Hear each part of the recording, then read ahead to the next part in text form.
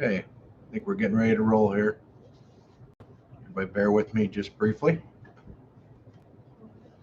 All the way, sir.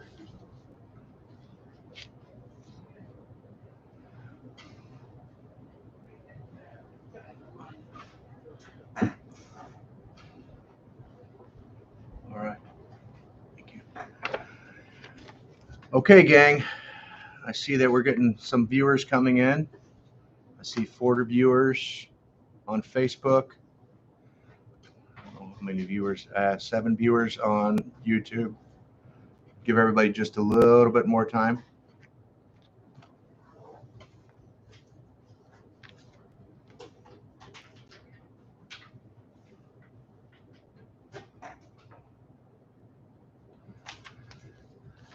Okay, well, happy Friday, everyone. Obviously, there's been a lot of communication going back and forth from my office to our campus community. And I'd like to start off this message with just a couple of notes of positivity. Is number one is it's nice outside. It's a little warm, but the sun is shining. We are safe here as an institution, and we are still back in a face-to-face environment. And as we discuss some of this stuff and some of the information as related to the governor's order yesterday, I also request that let's be respectful of each other. And if you have any questions, we will do the best that we can to answer them. If you want to post them in the chat, we have several individuals in my office and the office next door that will be monitoring the chat to provide as many answers to your questions as possible. Please also keep in mind this is a very, very fluid situation from the governor's office and ICCB. It really did kind of throw us for a curveball yesterday with the student mandate and the employee mandate so quickly. But like anything else that we do at Kaskaskia College, please recognize that you are all amazing staff and faculty, and that we will get through all of this together. So please, I ask for open-mindedness, but also grace as we continue to navigate these waters. As a lot of the questions you may have for us, we may not be able to answer today, but we will do the best of our ability to answer them as soon as we are capable of. So what we have done is I have a copy of the governor's executive order here in front of me, and I will share that with everybody. This afternoon, I will share the official copy of the governor's executive order. And I also, I shouldn't say we just completed our cabinet meeting, which was, we got through one agenda item, 4 hours regarding COVID, but I want to make sure that I recognize those on cabinet who are outstanding leaders. And it was a very spirited discussion, but that's exactly what we need from our leadership here at the institution, is not a bunch of yes people, but those that can bring forth ideas and argue for their ideas, and also accept when somebody else may have a better idea, and to remain in unity. So we have an amazing crew here. So make sure that you pat your leaders on the back in the individual hallways, and your deans and your directors and your vice presidents, because we do have an amazing crew here. And given the circumstances the last 36 hours, this crew has done a really good job of compiling some FAQs, frequently asked questions, as well as clarity for all of you. But again, please remember that this is a fluid situation, and we will do our best to answer any questions that you have. And the frequently asked questions document will also come out later today. We do anticipate providing additional clarification for you in the near future for some stuff that we can't answer today. There's 38 other community colleges throughout the state that are doing something very similar that we are. So first and foremost, I'd just kind of like to touch briefly on the governor's executive order that was signed yesterday. It focuses on healthcare, state facilities, and higher education. Obviously, we're going to focus on the higher education portion of it. Basically, it requires this: face coverings are requirements for individuals beginning on Monday, August 30th. All individuals in Illinois who are age 2 or over and able to medically tolerate a face mask shall be required to cover their nose and mouth with a face covering when in an indoor public place. Um, However, we have already mandated this effective August 1 with our masks in motion policy. And I want to clarify that the masks in motion policy is, we are not deviating from that. Our masks in motion policy falls within the governor's parameters. So individuals that are within a 6 foot distance or outside of a 6 foot distance and are stationary may unmask. If you're in your office and nobody is within 6 feet of you, you may unmask. When you're eating, you may unmask. What we do ask, use common sense, ladies and gentlemen. We are all educated individuals here. Let's just use our common sense on when you're in high traffic areas, you need to mask up. When you're in groups and proximities less than 6 feet, you need to mask up. Let's do our best to make sure that we don't need Big Brother or the government overlooking us, because we can ensure to them that we are policing our own and we're taking care of our own at this institution. So please continue to use common sense. And if you have any questions about the mask in motion policy, please refer to the document that was sent out earlier this month. And I think it's pretty cut and dry. Basically, when you're in motion, wear your mask. If you're within less than 6 feet of somebody, wear your mask. Just use common sense. Okay. In addition, for the vaccination requirements for higher education, the governor had indicated that higher education any person who provides services for an institution of education, including employees who are in a campus affiliated building or a location for more than 15 minutes, on any one location will be required to receive the vaccination. So everybody, let's just take a big deep breath as we process this entire statement. Okay, so take a big deep breath here. The term higher education personnel does not include any person who is present on the campus of an affiliated location for a short period of time, and those who are taking basically their education in a fully online environment. All right. Higher education student means any individual student enrolled in credit-bearing or non-credit coursework at the institution of higher education, either on campus or at an affiliated off-campus location. The term higher education student does not include individuals who complete their coursework exclusively remotely. So there was one question about all of our online students. Will our online students be required to take the vaccination? And the answer to that is no, as long as they are off campus taking their classes remotely. Last portion for higher education is an individual is fully vaccinated against COVID 2 weeks after receiving the second dose. This is what they're considering fully vaccinated. And they must provide proof of vaccination to the institution. So we're gonna get into that here a little bit. Okay. Higher education personnel and higher education students who are not fully vaccinated against COVID-19 must be tested for COVID-19 weekly at a minimum. Testing must be done using a test that is either emergency use authorized by the FDA or be operating per the laboratory development test required by the U.S. Centers for Medical and Medicaid Services. We'll get into that a little bit later as far as how the institution is going to test individuals that are not vaccinated.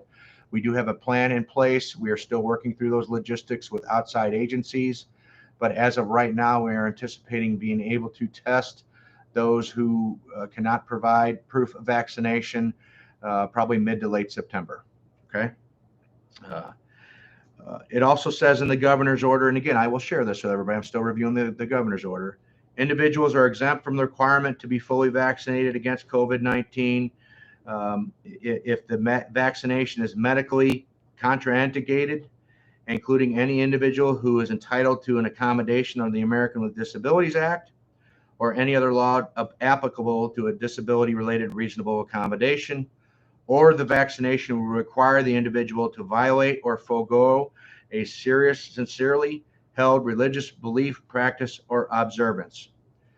Individuals who demonstrate they are exempt from the vaccination requirement shall undergo, at a minimum, weekly testing as provided in previous subsections. So in a nutshell, exemptions are there, but if you are going to get an exemption from the state, you will still have to, you're still required to provide weekly testing. That's where we're at as of this moment right now. Okay. All right. So now this is the governor's executive order. I will share this with everybody to take a look at this. Feel free to take a look at this. What I also would like to tell everybody to again, continue to breathe as we process this, but also we do not want to make this political at Kaskaskia College. I know this is an incredibly hot topic. It's a political football, but let's focus on what the positives are. The positives are this: we are back face to face. At this time last year, majority of our classes were in a remote environment. We are back face to face. And I do not anticipate anything other than continued escalated rises in COVID cases and hospitals being overrun with COVID cases, shutting us down. So let's make sure that we do the best that we can to our ability to combat this thing so we can get back to normal. It doesn't matter what side of the political spectrum we're on. Let's focus on what we do best, which is you guys providing services to our students so they can better their lives as an individual. And we can do that better in a face-to-face environment. Okay, let's continue to focus on that. Some frequently asked questions. Now, we've just developed this list the last 36 hours, and obviously this list is going to grow. It's a fluid document. There may be some questions on here that that there may not be questions on here that we don't know of yet, but please, I continue to encourage you to ask them in chat or send them to your direct supervisor, and we will do the best of our ability to get answers to you as soon as possible. There's a lot of things ongoing right now between us and the rest of the state system, as well as the college's legal counsel, our collective bargaining agencies, and senior leadership. So there's a lot of information flowing, but we're going to try to utilize the FAQs as our centralized information piece. So if you have questions, please continue to refer back to this document as we continue to update it. Okay. So I'm just going to go through some of these high-level FAQs, and again, we will share this later with you today. It will be posted also on the website somewhere, along with the governor's executive order. So first question is, what are the details of the Governor Pritzker's mask and vaccination mandate? I know I kind of went over it already, but basically in a nutshell, on August 26th, the governor indicated a mandate that said all healthcare workers, including workers at public and private nursing homes, must be vaccinated. All teachers and staff at pre-K through grade 12s schools must be vaccinated. All personnel and students attending classes in person at higher education institutions must be vaccinated. Now, please, again, let's just not take that sentence in finality, because we just reviewed the opportunities outside of the vaccination. All right, but the goal here is for everybody to who is medically capable to get vaccinated, so we can help slow the spread of COVID-19, so we can continue to stay open as an institution. Why is the state of Illinois doing this? At present, the statistics in Illinois are experiencing high transmission levels. If you've monitored the CDC link that I've shared with you on a couple of occasions, the entire state of Illinois is considered high transmission, including Chicago, meaning that the counties are either seeing 100 or more new cases of COVID per 100,000 residents. These new regulations are meant to keep the state open and not return to a remote society, and to respect the individual, but protect society as a whole. The goal here is, again, let's keep the doors open. Let's do the best that we can to make sure that we are protecting each other. For those who may be immunocompromised, we still want to have that ability for them to come here and feel safe. What is the deadline for compliance for the above populations? Per the governor's executive order, individuals must receive their first dose of a 2-dose vaccination series or a single-dose vaccination by September 5th, 2021. Second doses of the vaccine must be received within 30 days after the first dose. Again, let's take a big, deep breath and process that. Today's August 27th, guys. This mandate came down yesterday. We obviously, as a system, as a community college, recognize that the chances of us becoming fully compliant by September 5th are very, very minimal. The entire system recognizes that. The Illinois Board of Higher Education recognizes that. The Illinois Community College Board recognizes that, and the Illinois State Board of Education recognizes that. And that has been conveyed to the governor's office as well. So in a nutshell, we're going to do the best we can in our ability to try to come into compliance, but a September 5th deadline is highly improbable for us to meet that. And I know this is being recorded, and I have no problem with it being recorded because I'm a realist and understand the logistics behind something like this are enormous. And eight days from now, I don't think there's an institution in the state that could say that they're going to be fully compliant, and Kaskaskia College will be one of them. We're going to do the best of our ability to assist people along the way and to answer as many questions and do our best of our ability to make people feel comfortable as possible regarding all the different questions that they have. But September 5th is just an unrealistic deadline for us, and that is recognized across the state. Will I be required to receive the COVID-19 vaccination? Yes, as per the governor's order, all higher education students and employees are required to receive the vaccination. If you are a student or an employee who does not receive the vaccination, you will be mandated to remain masked at all times and required to submit at a minimum weekly COVID-19 testing in order to detect cases early and prevent further spread of the virus. So let me read that again, and let's take a deep breath and process. Will I be required to receive the COVID-19 vaccination? Yes. As per the governor's order, executive order, all higher education students and employees are required to receive the vaccination.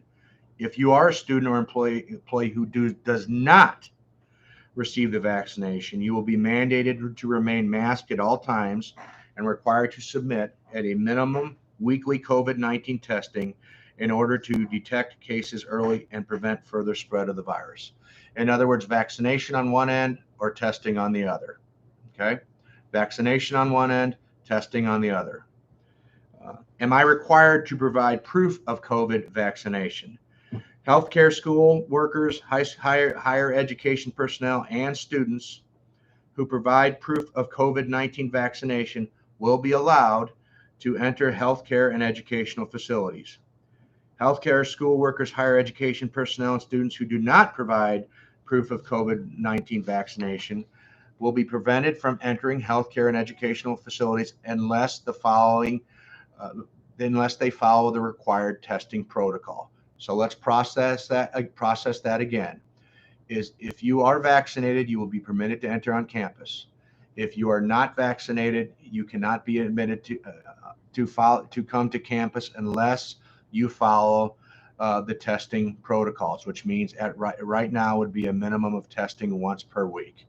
Okay, so let's make sure that we process that entire statement. How will the college identify students, faculty, and staff who have or have not been vaccinated? This is a sticky wicket for us, and we're still continuing to work through the logistics of this in order to protect everyone's privacy, but also to come into compliance with the law. We are still troubleshooting this right now, folks. So basically, we don't have a realistic answer for you right now. It is our goal to have a much better answer for you probably sometime early next week. We are more than likely going to steer that through our pre-screener application that you and you only, as well as our security personnel who will be maintaining our doorways, are in our entrances. So in order to protect your privacy on whether you're vaccinated or not vaccinated. We don't have a specific response for that yet because we are obviously, guys, number one, we're a commuter campus. We have 95% of our students come and go on a daily basis. And, only 5% of our students live across the street. Some kids come here Monday and Wednesday, some come Monday through Thursday, some come Monday through Friday, some come one day a week. So the logistics of this is enormous. If you look at all the entrances of our main campus facilities and our education centers, you're looking at over 150 different points of entrance right now. And we recognize that. We recognize the logistics of being able to enforce this and providing proof of vaccination or proof of testing is an enormous task for us, and we have not worked out those logistics yet. And I always promise you I'll be completely transparent and communicate that with you. And I'm hoping that we have a better process early next week. But I anticipate we're probably going to steer it through our pre-screener system, so we can entertain it as much possible privacy for you. All right. Okay, so again, these are FAQs that we try to we want to get out in front of everybody, just in case, just to clear the air and have that effective communication. Can employers legally mandate employees to get vaccinated against COVID? The answer to that is yes. The U.S. Equal Opportunity Commission allows employers to mandate the vaccinations, have for quite some time for other areas, including the flu vaccine and vaccination at hospitals, to employers to protect the safety and well-being of the workforce from a direct threat. Obviously, right now, COVID-19 has been determined as a direct threat by the EEOC. Can an employer with a routine mandatory COVID-19 testing program require employees to pay for the tests? Absolutely not. State law prohibits any employer from requiring any employee to pay for the test. The college, as I mentioned earlier, we're in the process of developing several relationships with outside agencies to provide that testing here, but that will be at no cost to any employee or member of the public who would come here, and our students to come here to be tested. Okay. Can the college prevent a visitor or contractor from entering the building if they do not provide proof of vaccination or a recent negative test and refuse to mask? The answer to that is yes. The college reserves the right to prohibit entry to anyone who fails to comply with the college regulations. All right. Again, we can refer back to the executive order that as far as what's determined somebody being on campus regularly. If somebody coming in and out to grab books for all online classes that's only here 15 minutes, no, you're not going to be required to provide proof of vaccination or proof of testing. If you are here as a student 1 day a week, yes, you will have to provide proof of vaccination or submit to testing. Okay. That's how we're navigating that as of right now. Can employers legally require proof of vaccination? The answer to that is yes. Employers can require proof of vaccination from employees. This was most recently decided on federal. It's on actual federal appeal right now, but as of right now, it's still a federal law. The law was most recently challenged in the federal district court in Indiana, and the law was upheld. The college can require proof of vaccination. Now, obviously, we know that we want to respect everybody's privacy, and then the way that we do that will be as private as possible, very similar to your human resources records. It will not be shared publicly. It will not be shared with your peers. It is utilized for us to make sure that we're doing the best that we can to combat this disease, as well as to enforce our mitigation efforts. Are the mandates supported by organized labor as related to higher education? The answer to that is yes. This mandate is supported by the Illinois Federation of Teachers, the IFT, and the Illinois Education Association, the IEA. Next question. Will students be required to receive the COVID-19 vaccination? Yes. The governor, so let's process this again. Work with me, folks. The governor's executive order mandates institution of higher education to mandate the COVID-19 vaccine to students to protect the safety and well-being of the workforce from a direct threat. Students who choose not to get vaccinated for any reason, medical reason, religious belief, or personal choice objection, must follow a routine testing schedule to detect cases early and prevent further spread. Testing will be required a minimum of once per week in the above settings, with the minimum being subject to increase by IDPH or others. So I'm going to read that again, and let's process that together. Is the mandate, will students be required to receive the COVID-19 vaccination? Yes. The governor's executive order mandates institution of higher education to mandate the COVID-19 vaccination to students to protect the safety and well-being of the workforce from a direct threat. Students who choose not to get vaccinated for any reason, medical reason, religious belief, or personal choice objection, must follow a routine testing schedule to detect cases early and prevent further spread. Testing will be required a minimum of once per week in the above settings, with the minimum being subject to increased by IDPH or other officials depending on the environment. Will students be required to show proof of vaccination? The answer to that is yes. Students coming to any campus facility that plan to stay longer than 15 minutes must provide proof of COVID-19 vaccination or a recent negative test within the last 7 days. Those that receive a medical or religious exemption will be required to remain masked and required to submit weekly COVID-19 testing. Okay, let me read that again. Will students be required to show proof of vaccination? Yes. Students coming to any campus facility for longer than 15 minutes must provide proof of COVID-19 vaccination or a recent negative test within the last 7 days. What if I have a medical or religious exemption from the vaccination?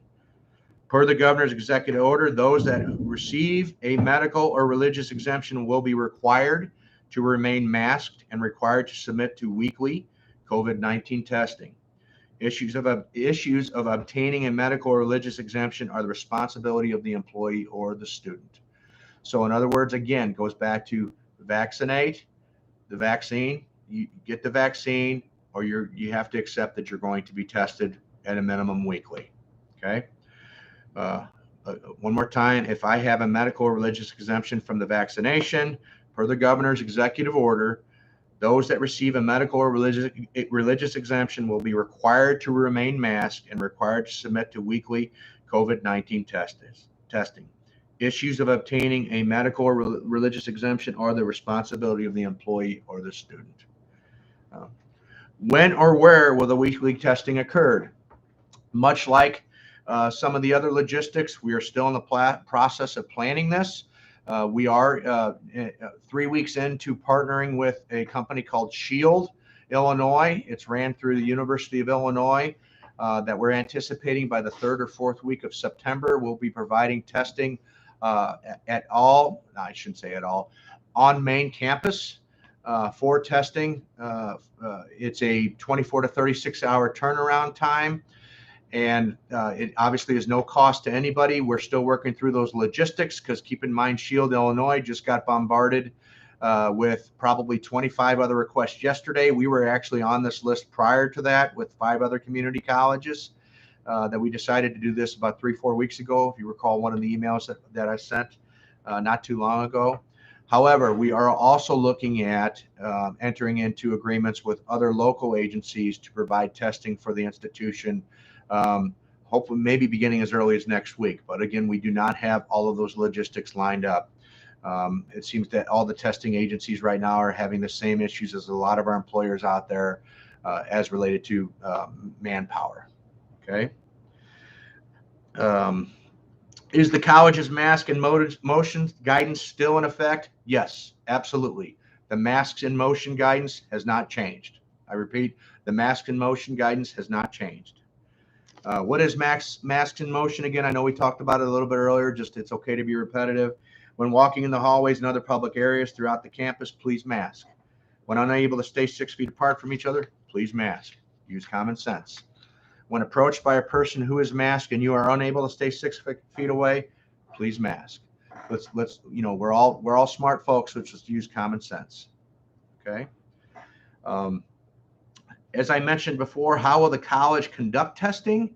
We're partnering with a company called Shield, Illinois. I will share that link with you as well, who will be providing the testing through the University of Illinois and additional agencies to provide on-campus testing.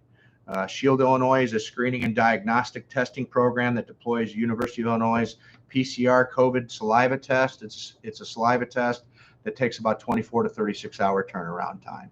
We are looking at other alternatives with some other local agencies to provide additional type of tests here on campus. We don't have any answers on instant test. I've received some questions for that. As of right now, we don't have actual resources available outside of the college to provide instant tests, but we're still actively trying to look into that. Okay. What is the college doing to keep its employees safe from the COVID-19 virus? I think this is a very important question that I want to take a little bit of time to answer. And for a lot of our new employees, I would also like to point out that since March of last year, the COVID team, the task force team, as well as you guys through your due diligence, have done an amazing job of keeping this college safe. For about 10 months, the institution had only three confirmed cases of an individual contracting COVID-19 from somebody on campus here. As of recent, I believe that we have no cases of somebody contracting COVID-19 from somebody while on campus here. The majority, if not all of the cases that we are continuing to deal with regarding the screener are through contraction outside of Kaskaskia College. So that tells me one thing. That tells me that our current mitigation efforts have worked, and we will continue to do them, to enforce those. So what are our mitigation efforts? Probably number one, most importantly, is the COVID-19 screener. The screener obviously is mandated for us by our employees and our staff to be completed prior to entering any of our facilities. The COVID screener is available on our website, and it's also available through the KC Connect app, mobile application. It asks you a very simple series of questions. You either get a red screen or a green screen. If you get the red screen, you're going to be contacted by somebody by our task force, but until you have that confirmation or that communication, you are not to come on campus with a red screen. That's first and foremost. Okay. Secondly, the college is complying with the mask mandate. So you throw on top of the screener, the pre-screener, and our masks in motion guidelines, trying to keep germs away from other individuals and staying 6 feet apart. This is all part of a giant recipe of success in trying to combat the virus. Third, and I know I've mentioned this a couple times, but again, there's a lot of new employees here, is this summer, in fact, last spring, realistically, we really got the ball rolling on having bipolar ionization units installed throughout the main campus and all of our education centers. Every unit that we have at our education centers, including our big facilities, the gymnasium and the auditorium, are outfitted with bipolar ionization units. And that's a really fancy word, sounds like Star Trek. So what the bipolar ionization units are, is basically they create these ions. This is where I need Bill Mathena or Brian Cameron or Mr. Fink to talk fancier than I do. To make a long story short, is these ions attract or magnetically attract the germs that are in the air to form clusters. In other words, to form a larger piece of a cluster that are much easier to be captured in our air filter systems.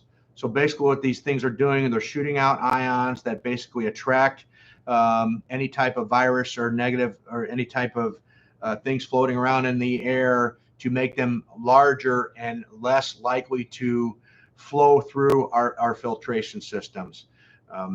We were probably one of the first community colleges in Southern Illinois to do that, and I'm thankful to Jennings and his team to make sure that we had the last ones installed last week. So obviously our air quality has been greatly increased here through our ventilation system. Now it's up to us to continue, and our facility staff that are on here too, is it does us no good if we're not checking our filters regularly, because obviously the filters will fill up quicker. So we need to make sure that we continue to stay on that regular schedule to replace or clean out the filters in our HVAC systems. Okay, so that's number three. Fourth, the college continues to disinfect all of the classrooms and the heavy traffic areas throughout the day, including in between class times, and will continue to do so for the remainder of the academic year. And being the realist and transparent as possible, we are down significantly in our custodial staff. I think as of this morning, we're down 6 individuals. 2 are out on leave, and we are struggling to fill those positions right now just due to lack of applicants. Because of that, we're also looking at outsourcing some of our custodial to a third-party agency that can help us to maintain the disinfection and the cleanliness of the institution. Cleanliness and disinfection are very important combating this thing, as well as to the aesthetics of the institution. That's still in its infancy. We're in the process of obtaining quotes. We're also working with the Carpenters Union on this, but we're not waiting, guys. The sooner that we can get to some type of an agreement We can no longer necessarily wait and put on hold the cleanliness of the institution. We have to make sure that we have personnel or an agreement with service contracts to make sure that we continue to keep this place and our other facilities clean. Okay. Lastly, the college will continue to offer vaccination clinics. We do have one upcoming, I'm going to say next week early. And obviously for those of us who received the vaccination early on, the booster clinics will also be, we're going to work very hard to try to have the booster clinics available at the institution whenever the booster booster becomes available for higher education personnel. Don't have a deadline for that. Don't have a time frame for that either. We've been told approximately the end of September, but as late as early October. Don't have much information on that, but you have our word that we're going to do the best that we can to get the boosters here, as well as to continue to provide opportunities for those who have not been vaccinated to be vaccinated by offering those services on campus. Okay.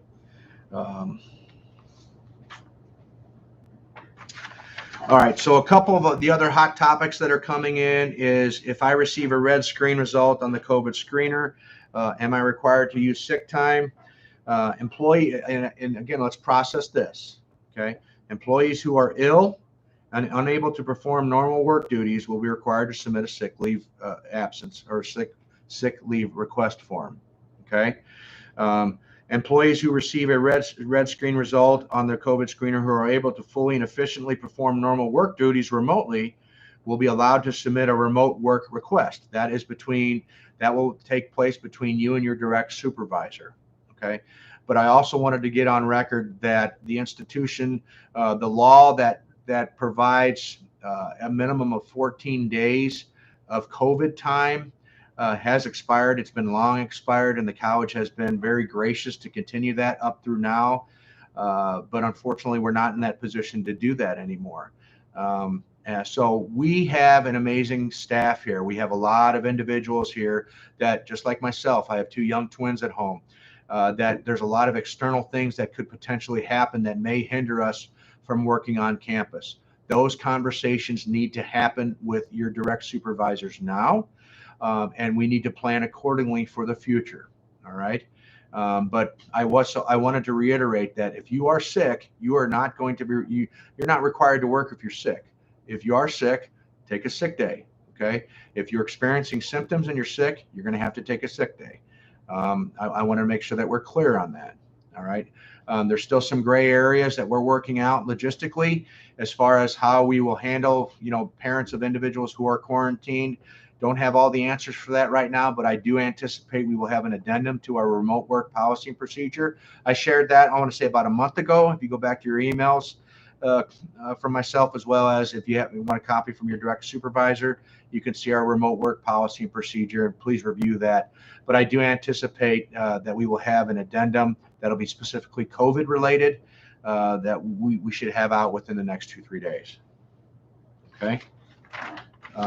I believe that is all I have for the FAQs right now. And I know, guys, that is a lot of information, and it can be very, very overwhelming.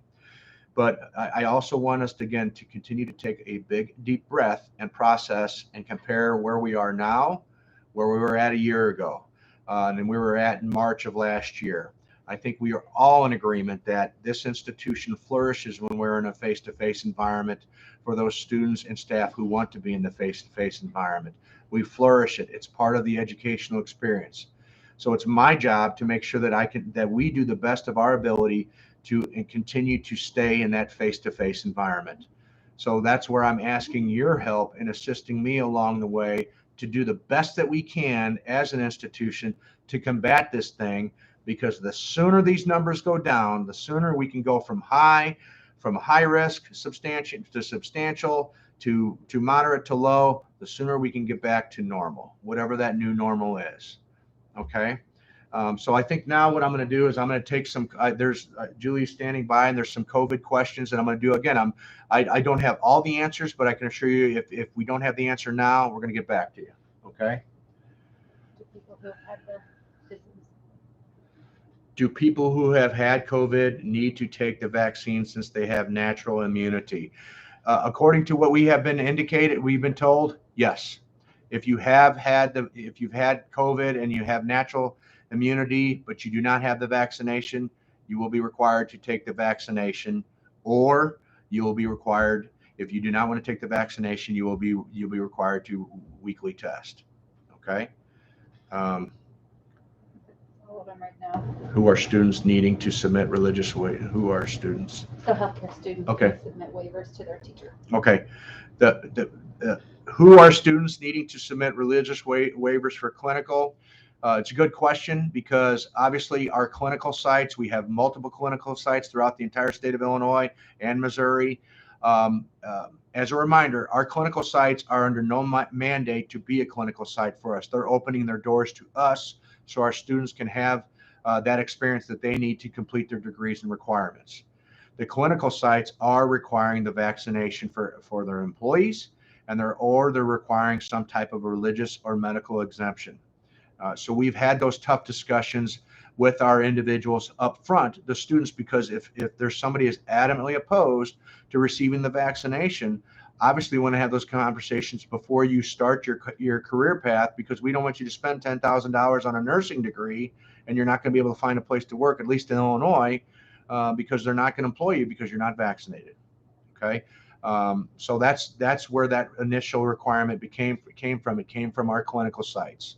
And keep in mind too, if we don't have clinical sites, then we cannot get that clinical portion done for those various allied health and nursing degrees, which means we no longer can offer them. And I think everybody knows the reputation of our allied health and nursing programs here.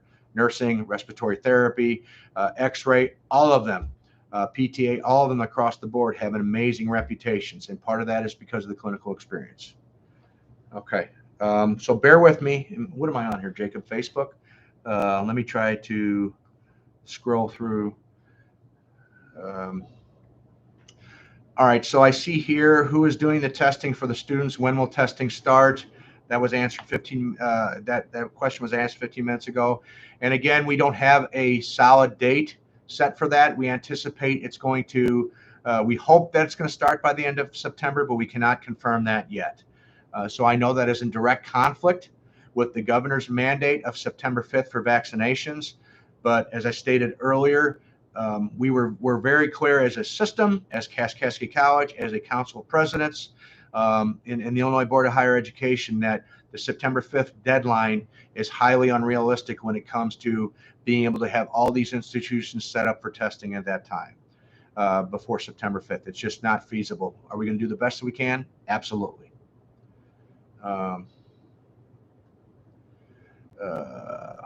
Okay, people saying hi to each other. Do the people who have COVID need to take the vaccine? I think I already answered that. Who do I need to submit my religious waiver to for my clinical rotation? That would be Their healthcare program instructor. to your you will need to submit your religious waiver to your healthcare program instructor. Will students or staff attending classes at ed centers who have a religious or medical exemption have to go to main campus for testing? That's an excellent question. And as of right now, I don't know. I think as of right now, we're going to try to have as many resources available be provided throughout the district. I would anticipate it's going to start at main campus, but we obviously know that we recognize our 5 education centers at CRISP. We're going to do the best that we can to provide testing off-site, but I can't offer what I don't know we have access to right now. That will be determined on the resources that SHIELD will have, as well as other organizations that we're trying to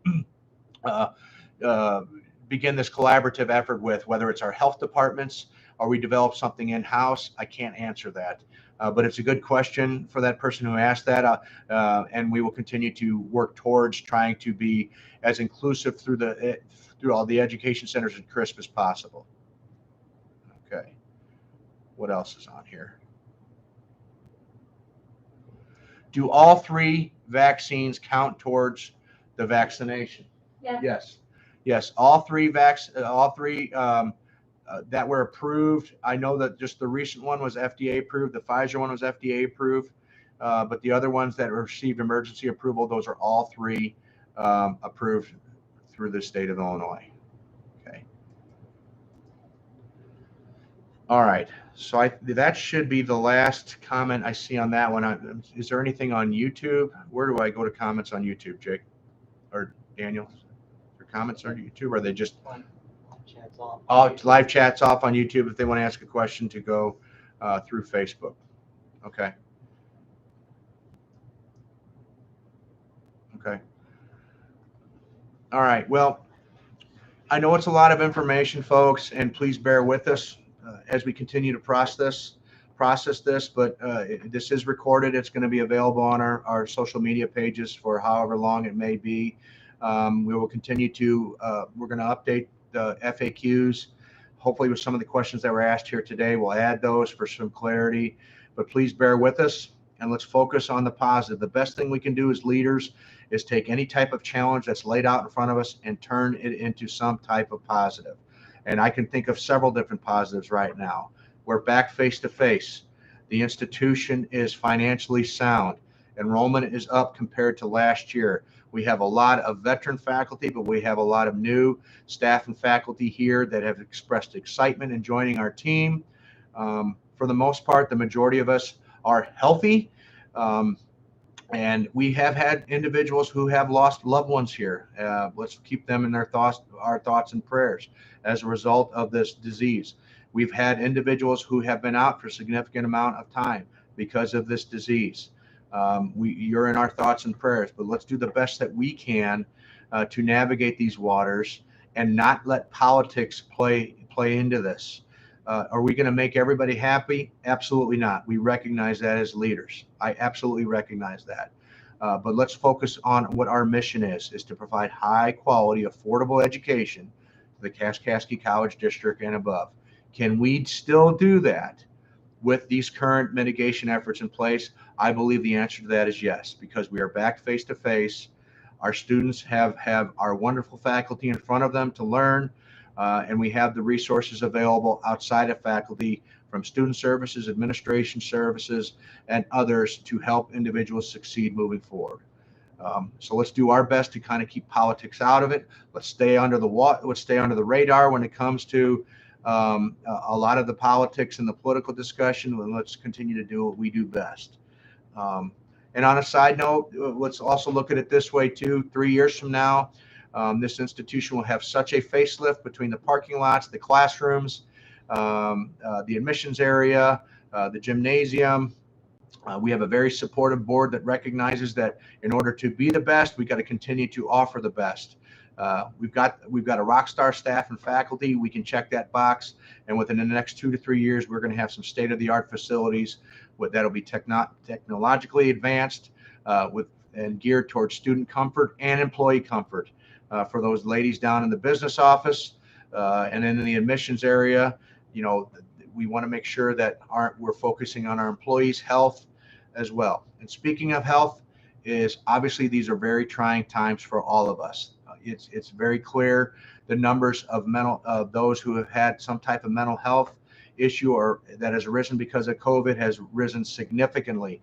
Whether it's a mask or no mask type situation, let's continue to support each other and have empathy for each other, regardless what your political beliefs are, and continue to focus on what our mission here at the college is.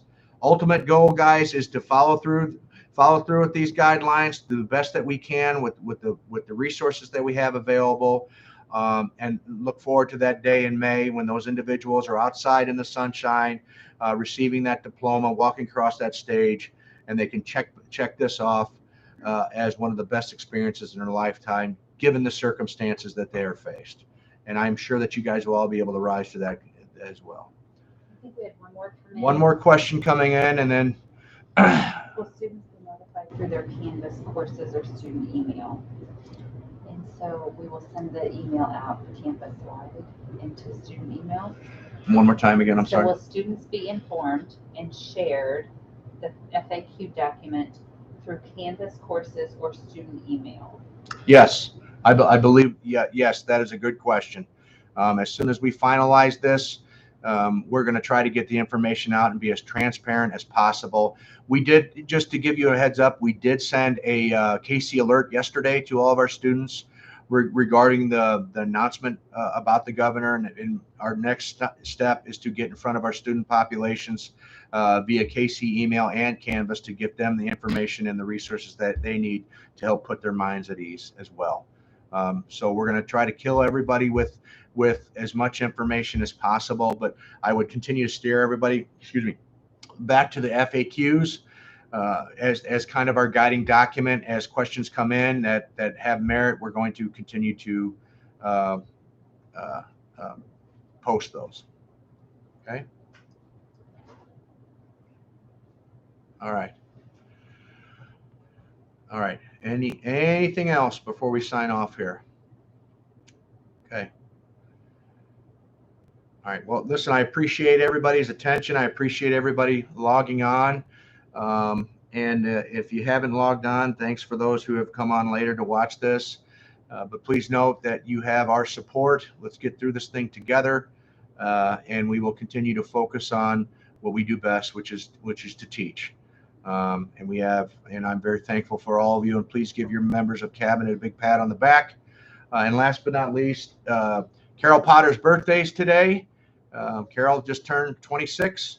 So please come on up and wish Carol a happy birthday. And there's cake in the administrative conference room. Obviously, if we're sitting less than 6 feet apart, you can pull your mask down to eat your cake. But and just to put this all in perspective, all right, I don't want to end on a sad note, but we still live in the greatest country in the history of the world.